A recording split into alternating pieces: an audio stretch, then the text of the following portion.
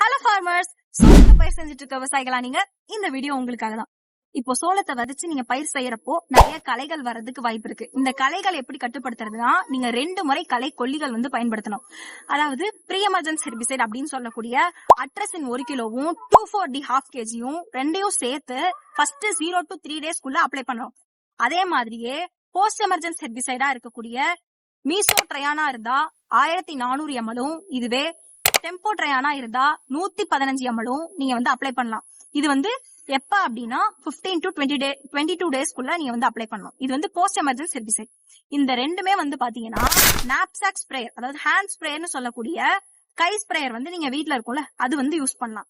Nozzle fan flat type of nozzle use பண்ணலாம். அதே மாதிரியே இப்போ நீங்க களைக்கொல்லி அப்ளை பண்றப்போ நிலத்துல ஈரப்பதம், மண்ணுல ஈரப்பதம் ரொம்பவே முக்கியம்.